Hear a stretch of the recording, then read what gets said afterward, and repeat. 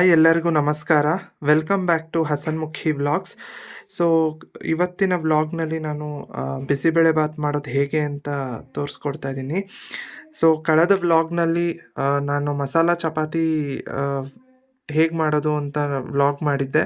So ತಮ್ಮೆಲ್ರಿಗೂ ಖುಷಿಯಾಗಿತ್ತು ಅಂದ್ಕೊಂಡಿದ್ದೀನಿ. And ಅದರಿಂದ ಸಿಕ್ಕಿರೋಂಥ ಪ್ರತಿಕ್ರಿಯೆ ಕೂಡ ತುಂಬ ಚೆನ್ನಾಗಿತ್ತು. ಒಳ್ಳೆ ವ್ಯೂಸ್ ಸಿಕ್ಕಿದೆ. And thank you so much, ಎಲ್ಲರಿಗೂ ಧನ್ಯವಾದಗಳು. ಆ್ಯಂಡ್ ಇವತ್ತಿನ ಈ ವ್ಲಾಗ್ನಲ್ಲಿ ಬಿಸಿಬೇಳೆಬಾತ್ ಮಾಡೋದು ಹೇಗೆ ಅಂತ ತೋರಿಸ್ಕೊಡ್ತಾ ಇದ್ದೀನಿ. ಬನ್ನಿ. ಮೊದಲನೇದಾಗಿ ಇಲ್ಲಿ ಅಕ್ಕಿನ ತೊಗೊಂಡಿದ್ದೀನಿ. ಸೊ ಅಕ್ಕಿ ಪ್ರಮಾಣ ಬಂದು ಈ ಒಂದು ಲೋಟ ಏನಿದೆ ಇದೇ ಲೋಟದಲ್ಲಿ ನಾನೊಂದು 3/4 ಲೋಟದಷ್ಟು ಅಕ್ಕಿನ ತೊಗೊಂಡಿದ್ದೀನಿ. ಸೊ ಅಕ್ಕಿನ ಹಿಂಗೆ ವಾಶ್ ಮಾಡಿ ಇಟ್ಕೊಂಡಿದ್ದೀನಿ. ಇದೇ ಲೋಟದಲ್ಲಿ ಅಗೇನ್ ಅಕ್ಕಿ ಎಷ್ಟು ತೊಗೊಂಡಿದ್ದೀನೋ 3/4 ಲೋಟ ಅಂದರೆ ಅದಕ್ಕೊಂದು ಒಂದು ಅರ್ಧ ಅಷ್ಟು ನಾನೇನು ಮಾಡಿದ್ದೀನಿ, ತೊಗರಿಬೇಳೆನ ತೊಗೊಂಡಿದ್ದೀನಿ. ಸೊ ಇದನ್ನು ಕೂಡ ವಾಶ್ ಮಾಡಿ ಇಟ್ಕೊಂಡಿದ್ದೀನಿ. ಸೊ ಪ್ರಮಾಣ ನಿಮ್ಗೆ ಅರ್ಥ ಆಗಿರುತ್ತೆ. ಈ ಲೋಟದಲ್ಲೇ ನಾನು ತೊಗೊಂಡಿರುವಂಥದ್ದು. ಸೊ ಈ ಲೋಟದಲ್ಲಿ 3/4 ಲೋಟದಷ್ಟು ಅಕ್ಕಿ ಆ್ಯಂಡ್ ಇದೇ ಲೋಟದಲ್ಲಿ ಒಂದು ಅರ್ಧದಷ್ಟು ತೊಗರಿಬೇಳೆ ತೊಗೊಂಡು ಎರಡನ್ನೂ ವಾಶ್ ಮಾಡಿ ಇಟ್ಕೊಂಡಿದ್ದೀನಿ. ಸೊ ಈಗ ಕುಕ್ಕರ್ ಇಟ್ಕೊಂಡಿದ್ದೀನಿ. ಸೊ ಕುಕ್ಕರಲ್ಲಿ ಅಕ್ಕಿ, ಬೇಳೆ ಮತ್ತು ತರಕಾರಿನ 1 ವಿಸಿಲ್ ಕೂಗಿಸ್ಕೊಬೇಕು. ಸೊ ಇವಾಗ ಶುರು ಮಾಡೋಣ. ಈಗ ಇದಕ್ಕೆ ಮೊದಲನೇದಾಗಿ ನೀರು ಆ್ಯಡ್ ಮಾಡ್ತಾಯಿದ್ದೀನಿ. ಸೊ ಬಿಸಿ ಇದೆ ಕುಕ್ಕರು. ಸೊ ಇನ್ನೊಂದು ಲೋಟ ನೀರು ಸೊ ಜಾಸ್ತಿ ನೀರು ನಾನು ಈಗ ಸೇರಿಸೋದಿಲ್ಲ. ಸೊ ಈಗೇನು ನಾನು ಅಕ್ಕಿ ತೊಗೊಂಡಿದ್ನೋ ಅದರ ಪರಿಮಾಣ ಏನಿದೆ ಆ ಪರಿಮಾಣಕ್ಕೆ ನಾನು 2 ಲೋಟದಷ್ಟು ನೀರನ್ನು ಈಗ ನಾನು 3/4 ಲೋಟ ತೊಗೊಂಡಿದ್ದೀನಿ. ಹತ್ತತ್ರ 3/4 ಲೋಟ ಡಬಲ್ ಆ್ಯಡ್ ಮಾಡಿದ್ದೀನಿ. ಒಂದು ಸ್ವಲ್ಪ ಎಕ್ಸ್ಟ್ರಾ ನೀರು ಆ್ಯಡ್ ಮಾಡಿದ್ದೀನಿ. ಇನ್ನೊಂದು ಸ್ವಲ್ಪ ನೋಡಿಕೊಂಡು ಆ್ಯಡ್ ಮಾಡ್ಕೊತೀನಿ. ಈಗ ಇದಕ್ಕೆ ಅಕ್ಕಿನ ಆ್ಯಡ್ ಮಾಡ್ತಾಯಿದ್ದೀನಿ. ಜೊತೆಗೆ ಬೇಳೆ ಏನಿದೆ ಅದನ್ನು ಕೂಡ ಆ್ಯಡ್ ಮಾಡ್ಕೊತಾ ಇದ್ದೀನಿ. ಇದಕ್ಕೆ ನಾನು ತರಕಾರಿ ಆ್ಯಡ್ ಮಾಡ್ತಾಯಿದ್ದೀನಿ. ನಾನಿಲ್ಲಿ ಒಂದು ಚಿಕ್ಕ ಸೈಜ್ ಕ್ಯಾರೆಟು ಹೆಚ್ಚಿಟ್ಕೊಂಡಿದ್ದೀನಿ ಈ ಥರ. ಜೊತೆಗೆ ಒಂದು 8-10 ಬೀನ್ಸ್ನ ಈ ಥರ ಹೆಚ್ಚಿಟ್ಕೊಂಡಿದ್ದೀನಿ. ಜೊತೆಗೆ ಬಟಾಣಿ ತೊಗೊಂಡಿದ್ದೀನಿ. ನೀವು ನೂಲ್ಕೋಲು ಅಂದರೆ ಗೆಡ್ಡೆಕೋಸು ಅಂತೇನು ಹೇಳ್ತಾರೆ ಅದನ್ನು ಕೂಡ ಹಾಕೋಬೋದು, ಅಥವಾ ಆಲೂಗಡ್ಡೆನೂ ಯೂಸ್ ಮಾಡ್ಬೋದು. ಬಟ್ ನಾನು ಅದು ಯೂಸ್ ಮಾಡ್ತಾ ಇಲ್ಲ. ಸೊ ನಾನಿಲ್ಲಿ ಕ್ಯಾರೆಟು, ಬೀನ್ಸು ಮತ್ತು ಬಟಾಣಿನ ಹಾಕ್ತಾಯಿದ್ದೀನಿ.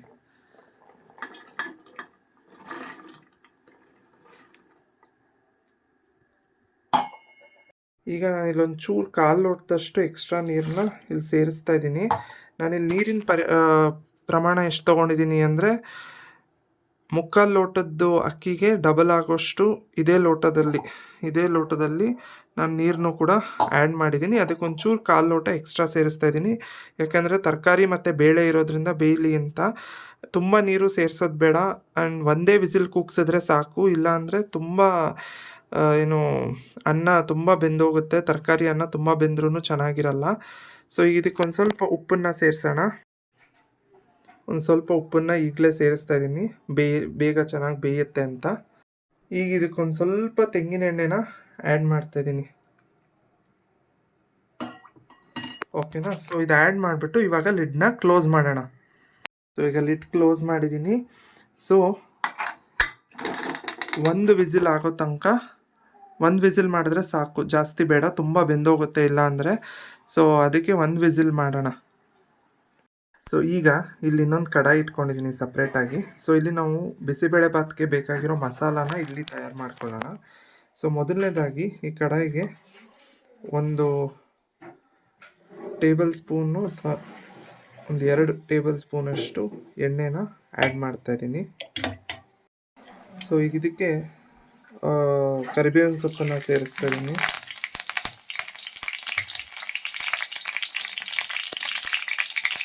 ಜೊತೆಗೆ ಸಾಸಿವೆನ ಫಸ್ಟ್ ಆ್ಯಡ್ ಮಾಡಬೇಕಿತ್ತು, ನಾನು ಮರೆತೆ.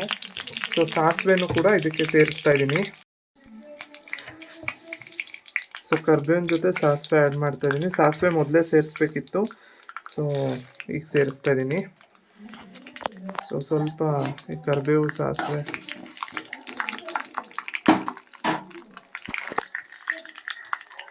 ಇದೊಂದು ಸ್ವಲ್ಪ ಸಾಸಿವೆ ಇದಾಗಲಿ, ಫ್ರೈ ಆಗಲಿ. ಈಗ ಇದಕ್ಕೆ ಒಂದೆರಡು ಚಿಕ್ಕದಾಗಿರೋ ಒಣಮೆಣಸಿನ್ಕಾಯಿನ ಈ ಥರ ಕಟ್ ಮಾಡ್ಕೊಂಡು ಹಾಕೊತಾ ಇದ್ದೀನಿ.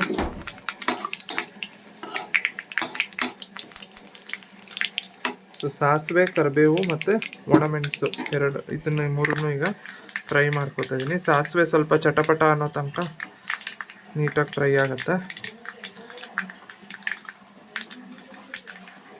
ಇದಕ್ಕೆ ಒಂದು ಈರುಳ್ಳಿನ ಹೆಚ್ಚಿಟ್ಕೊಂಡಿದ್ದೀನಿ. ಸೊ ಆ ಈರುಳ್ಳಿನ ಇದಕ್ಕೆ ಆ್ಯಡ್ ಮಾಡ್ತೀನಿ.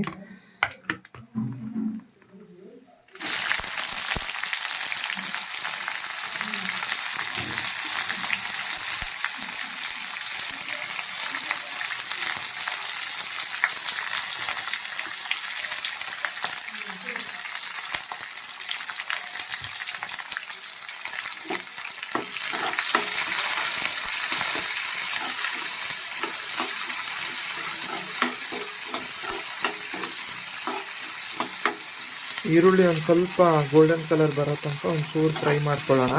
ಈರುಳ್ಳಿ ಸ್ವಲ್ಪ ಗೋಲ್ಡನ್ ಕಲರ್ ಬರಲಿ.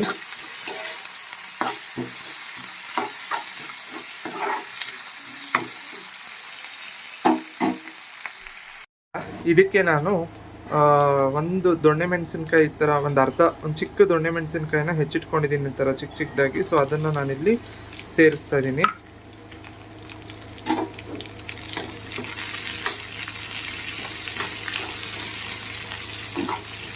ಸ್ವಲ್ಪ ನೀಟಾಗಿ ಫ್ರೈ ಆಗಲಿ ಇದು.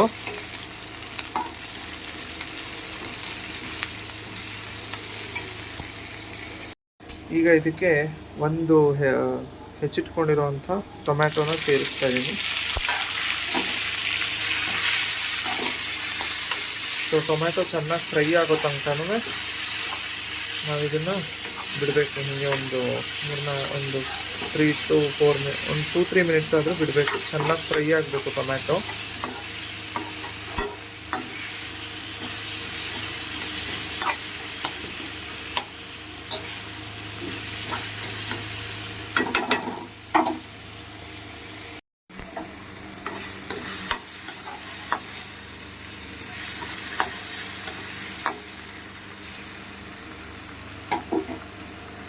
ಇಲ್ಲಿ ಆಲ್ರೆಡಿ ವಿಸಿಲ್ ಆಗಿ ತಣ್ಣಗಾಗಿದೆ. ಸೊ ಈಗ ಇದನ್ನು ಲಿಡ್ನ ಓಪನ್ ಮಾಡೋಣ.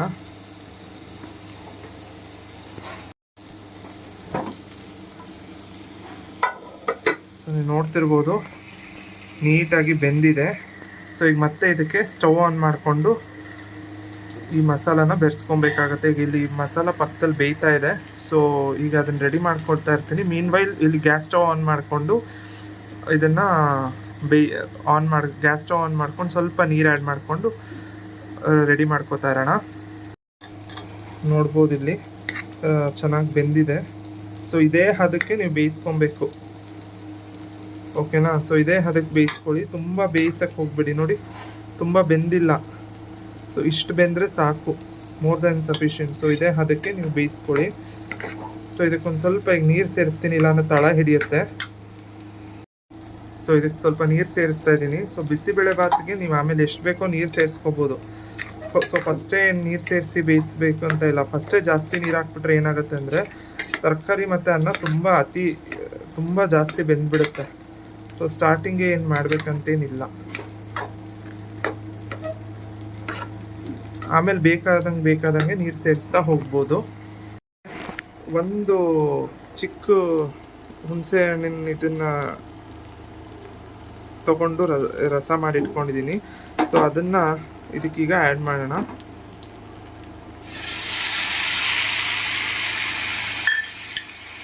ಸೊ ಅದನ್ನು ಈಗ ನಾನಿಲ್ಲಿ ಆ್ಯಡ್ ಮಾಡಿ ನೀಟಾಗಿ ಒಂದ್ಸಲ ಮಿಕ್ಸ್ ಮಾಡ್ಕೊಳ್ಳೋಣ. ಈಗ ಇದಕ್ಕೆ ಬಿಸಿಬೇಳೆಭಾತ್ ಪೌಡರು ಮತ್ತು ಸ್ವಲ್ಪ ಅಚ್ಕಾರದ ಪುಡಿನ ಆ್ಯಡ್ ಮಾಡ್ತೀನಿ. ಸೊ ಮೊದಲು ಸ್ವಲ್ಪ ಅರಿಶಿನ ಆ್ಯಡ್ ಮಾಡ್ತೀನಿ. ಇದಕ್ಕೆ ಬಿಸಿಬೇಳೆಭಾತ್ ಪೌಡ್ರ್ ಆ್ಯಡ್ ಮಾಡ್ತೀನಿ. ಸೊ ಆಲ್ಮೋಸ್ಟ್ 1 ರಿಂದ 1.5 ಟೇಬಲ್ ಸ್ಪೂನ್ ಅಷ್ಟು ಬಿಸಿಬೇಳೆಭಾತ್ ಪುಡಿನ ನಾನು ಇದಕ್ಕೆ ಆ್ಯಡ್ ಮಾಡ್ತಾಯಿದ್ದೀನಿ. ಆಮೇಲೆ ಒಂದು ಅರ್ಧ ಟೀ ಸ್ಪೂನ್ ಅಷ್ಟು ಅಚ್ಕಾರದ ಪುಡಿ ಆ್ಯಡ್ ಮಾಡ್ತಾಯಿದ್ದೀನಿ. ಇದು ಆಪ್ಷನಲ್ಲು, ಬೇಕಾದರೆ ಮಾಡ್ಬೋದು, ಇಲ್ಲಾಂದರೆ ಬೇಡ. ಆ್ಯಂಡ್ ಕೆಲವರು ಇದಕ್ಕೆ ಕಡಲೆಬೀಜ ಆಮೇಲೆ ಕೊಬ್ಬರಿ ತುರಿ ಇದನ್ನೆಲ್ಲ ಆ್ಯಡ್ ಮಾಡ್ತಾರೆ. ಬಟ್ ನಾನು ಇದಕ್ಕೆ ಅದು ಆ್ಯಡ್ ಮಾಡ್ತಾ ಇಲ್ಲ, ಬಿಕಾಸ್ ನನಗೆ ಕೊಬ್ಬರಿ ತುರಿ ಇದು ಕಡಲೆ ಬೀಜ ಇದು ಇಷ್ಟ ಆಗಲ್ಲ. ಸೊ ಹಾಗಾಗಿ ಬಿಸಿಬೇಳೆಬಾತ್ ಜೊತೆ ಆ ಕಾಂಬಿನೇಷನ್ ನನಗೆ ಅಷ್ಟು ಇಷ್ಟ ಆಗಲ್ಲ. ಸೊ ಹಾಗಾಗಿ ನಾನು ಇದರಲ್ಲಿ ಸೇರಿಸ್ತಾ ಇಲ್ಲ. ಸೊ ಇದಕ್ಕೆ ತಳ ಹಿಡಿಯುತ್ತೆ. ಸ್ವಲ್ಪ ನೀಟಾಗಿ ಮಿಕ್ಸ್ ಮಾಡಿಕೊಂಡು ಈಗ ಒಂದು ಸ್ವಲ್ಪ ಉಪ್ಪು ಆ್ಯಡ್ ಮಾಡಿಕೊಂಡು ನೀರನ್ನ ಸೇರಿಸಿ ಸ್ವಲ್ಪ ನೀರು ಆ್ಯಡ್ ಮಾಡೋಣ. ಇದಕ್ಕೆ ಉಪ್ಪು ಆ್ಯಡ್ ಮಾಡ್ಕೊಳ್ಳೋಣ ಫಸ್ಟು. ಈಗಾಗಲೇ ನಾವು ಮೊದಲೇ ಅಲ್ಲಿ ತರಕಾರಿ ಬೇಯೋವಾಗಲೇ ಉಪ್ಪು ಆ್ಯಡ್ ಮಾಡಿದ್ವಿ. ಈಗ ಇನ್ನೊಂದು ಸಲ ನೋಡಿಕೊಂಡು ರುಚಿಗೆ ಎಷ್ಟು ಬೇಕೋ ಅಷ್ಟು ಉಪ್ಪನ್ನು ಇಲ್ಲಿ ನಾನು ಆ್ಯಡ್ ಮಾಡ್ತಾಯಿದ್ದೀನಿ. ಬಿಕಾಸ್ ನಾವು ನೋಡ್ಕೊಂಡು ಆ್ಯಡ್ ಮಾಡ್ಕೊಬೇಕು, ಬಿಕಾಸ್ ತರಕಾರಿ ಬೇಯೋವಾಗಲೂ ನಾವು ಉಪ್ಪು ಆ್ಯಡ್ ಮಾಡಿದ್ದೆ. ಸೊ ಹಾಗಾಗಿ ನೋಡಿಕೊಂಡು ಉಪ್ಪನ್ನು ಆ್ಯಡ್ ಮಾಡೋಣ. ಸೊ ರುಚಿ ನೋಡಿಕೊಂಡು ಉಪ್ಪನ್ನು ಆ್ಯಡ್ ಮಾಡ್ಕೊಳ್ಳಿ. ಸೊ ಇದಕ್ಕೆ ಸ್ವಲ್ಪ ಇವಾಗ ನೀರು ಸೇರಿಸೋಣ. ಸೊ ಈಗ ಇದೊಂದು ಸ್ವಲ್ಪ ಇದಕ್ಕೆ ನೀರನ್ನ ಆ್ಯಡ್ ಮಾಡಿ ಸೊ ದಿಸ್ ಇಸ್ ಹೌ ನೀವು ಮಸಾಲಾನ ರೆಡಿ ಮಾಡಿಟ್ಕೊಬೇಕು ಸಪ್ರೇಟಾಗಿ. ಆಮೇಲೆ ಅದನ್ನು ಬಿಸಿಬೇಳೆಬಾತು ಇಲ್ಲಿ ನೋಡಿ ಪಕ್ಕದಲ್ಲಿ ಇಟ್ಟಿದ್ದೀವಲ್ಲ, ಸಿಮ್ಮಲ್ಲಿ ಇಟ್ಟಿದ್ದೀನಿ ಈಗ. ಸೊ ಇದಕ್ಕೆ ನೀವು ಆಮೇಲೆ ಬೆರೆಸ್ಬೇಕಾಗತ್ತೆ. ಇದೇನು ಮಸಾಲಾನ ಕುದಿಸೋ ಅವಶ್ಯಕತೆ ಇಲ್ಲ. ಸೊ ಯಾಕಂದರೆ ಇಲ್ಲಿ ನಾನು bisibelebath powder home made bisibelebath powder ಹೊರಗಡೆಯಿಂದ ತೊಗೊಂಡಿರೋದು. ಸೊ ಅವೆಲ್ಲ ನೀಟಾಗಿ ಆ ಮಸಾಲೆನೆಲ್ಲ ಅವರು ಫ್ರೈ ಮಾಡಿ ಮೊದಲೇ ಪೌಡ್ರ್ ಮಾಡಿರ್ತಾರೆ. ಸೊ ಹಾಗಾಗಿ ಮತ್ತೆ ನಾವೇನು ಇದನ್ನು ಹೆಚ್ಚು ಕುದಿ ಬರೋ ತನಕ ಏನು ಬೇಯಿಸೋ ಅವಶ್ಯಕತೆ ಇರೋದಿಲ್ಲ. 1-2 ನಿಮಿಷ ಬಿಟ್ಟರೆ ಸಾಕು. ಸೊ ಈಗ ಇದು ಮಸಾಲ ರೆಡಿಯಾಗಿದೆ. ಸೊ ಈ ಮಸಾಲಾನ ಇವಾಗ ಬಿಸಿಬೇಳೆಬಾತ್ ಜೊತೆಗೆ ಸೇರಿಸೋಣ. ಸೊ ಇದು ಆಫ್ ಮಾಡ್ಕೊತಾ ಇದ್ದೀನಿ. ಸೊ ಈಗ ಇಲ್ಲಿ ಏನು ನಾನು ಮಸಾಲೆ ಮಾಡ್ಕೊಂಡಿದ್ದೀನಿ, ಸೊ ಅದನ್ನು ನಾನು ಈ ಬಿಸಿಬೇಳೆಬಾತ್ಗೆ ಸೇರಿಸ್ತಾ ಇದ್ದೀನಿ.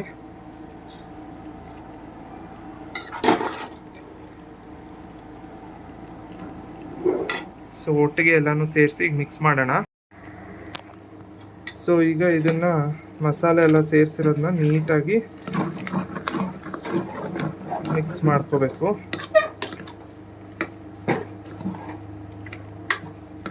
ನಾವೇನು ಮಸಾಲ ಮಾಡಿದ್ವಿ ಸೊ ಅದನ್ನು ಇದನ್ನು ನೀಟಾಗಿ ಮಿಕ್ಸ್ ಮಾಡಿಕೊಂಡು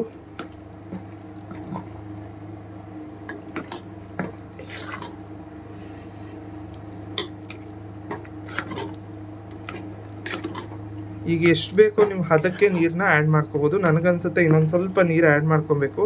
ಸೊ ನಾನು ಇವಾಗ ಒಂದು ಸ್ವಲ್ಪ ನೀರನ್ನ ಮತ್ತೆ ಎಕ್ಸ್ಟ್ರಾ ಆ್ಯಡ್ ಮಾಡ್ಕೋತೀನಿ. ಸೊ ಇವಾಗ ಇದಕ್ಕೆ ಕೊತ್ತಂಬರಿ ಸೊಪ್ಪನ್ನು ಆ್ಯಡ್ ಮಾಡ್ತಾ ಇದ್ದೀನಿ.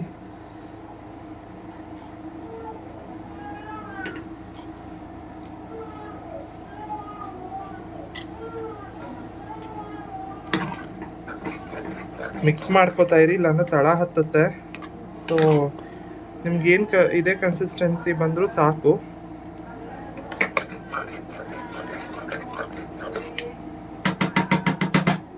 ಈಗ ಇದಕ್ಕೆ ಫೈನಲ್ ಆಗಿ ಒಂದು ಲಾಸ್ಟ್ ಇಂಪಾರ್ಟೆಂಟ್ ಸ್ಟೇಜ್ ಏನಂದರೆ ತುಪ್ಪದ ಒಗ್ಗರಣೆ. ಇದಕ್ಕೆ ಗೋಡಂಬಿದು ತುಪ್ಪದ ಒಗ್ಗರಣೆ ಕೊಡೋಣ. ಸೊ ಇಲ್ಲೊಂದು ಚಿಕ್ಕ ಇದಿಟ್ಕೊಂಡಿದ್ದೀನಿ ಪಾತ್ರೆ. ಇದಕ್ಕೆ ಫಸ್ಟು ತುಪ್ಪ ಆ್ಯಡ್ ಮಾಡ್ಕೊಳ್ಳೋಣ.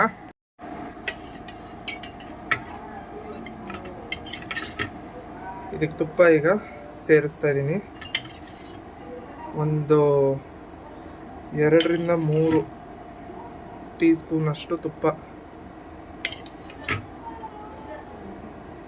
ಇದು ತುಂಬ ಟೇಸ್ಟ್ ಕೊಡುತ್ತೆ ಬಿಸಿಬೇಳೆಬಾತ್ಗೆ.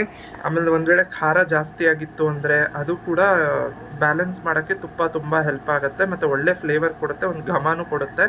ಸೊ ಇದಕ್ಕೆ ಈಗ ಸ್ವಲ್ಪ ಇದಕ್ಕೆ ಗೋಡಂಬಿ ಆ್ಯಡ್ ಮಾಡ್ಕೊಳ್ಳೋಣ. ಈಗ ಇದಕ್ಕೆ ಗೋಡಂಬಿನ ಆ್ಯಡ್ ಮಾಡ್ತಾ ಇದ್ದೀನಿ. ಸೊ ತುಂಬ ಏನು ಫ್ರೈ ಮಾಡೋಕ್ಕೆ ಹೋಗಬೇಡಿ, ಸ್ವಲ್ಪ ಫ್ರೈ ಮಾಡಿಕೊಂಡ್ರೆ ಸಾಕು. ಸ್ವಲ್ಪ ಅದು ಗೋಲ್ಡನ್ ಕಲರ್ ಬರ್ತಿದ್ದಂಗೆ ತೆಗೆದು ಅಲ್ಲಿಗೆ ಬಿಸಿಬೇಳೆಬಾತ್ಗೆ ಶಿಫ್ಟ್ ಮಾಡೋಣ. ಸಾಕು, ಈಗ ಕಲರ್ ಚೇಂಜ್ ಆಗ್ತಾ ಇದೆ. ಸೊ ಆಫ್ ಮಾಡ್ಕೊತೀನಿ.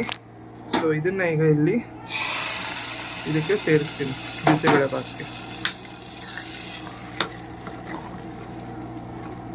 ಸೊ ಫೈನಲಿ ನಮ್ಮ bisibelebath ready to serve.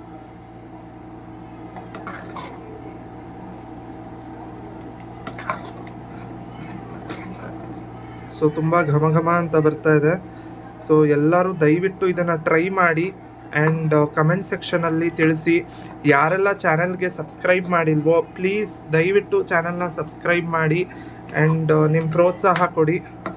So ಮುಂದಿನ ದಿನಗಳಲ್ಲಿ ಇನ್ನೂ ವೆರೈಟಿ ರೆಸಿಪಿಗಳನ್ನ ಈ ಚಾನಲಲ್ಲಿ ಅಪ್ಲೋಡ್ ಮಾಡ್ತಾ ಹೋಗ್ತೀವಿ. So please do subscribe to Hasanmukhi blogs. So ಇವತ್ತಿನ ಬೆಳಗಿನ ತಿಂಡಿಗೆ ರುಚಿ ರುಚಿಯಾದ ಬಿಸಿಬೇಳೆ ಬಾತ್ ರೆಡಿಯಾಗಿದೆ.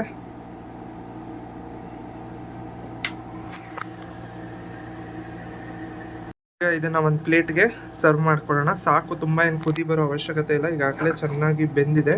ಸೊ ಈಗ ಇದನ್ನು ಆಫ್ ಮಾಡ್ಕೊಳ್ಳೋಣ ಆ್ಯಂಡ್ ಇವಾಗ ಇದನ್ನು ಒಂದು ಪ್ಲೇಟಿಗೆ ಸರ್ವ್ ಮಾಡ್ಕೊಳ್ಳೋಣ. 2 ನಿಮಿಷ ಬಿಡಿ, ಆಮೇಲೆ ಈಗ ಇದನ್ನು ಪ್ಲೇಟ್ಗೆ ಸರ್ವ್ ಮಾಡ್ಕೊಳ್ಳೋಣ. ಈಗ ಇದನ್ನು ಒಂದು ಪ್ಲೇಟ್ಗೆ ಸರ್ವ್ ಮಾಡ್ಕೊಳ್ಳೋಣ.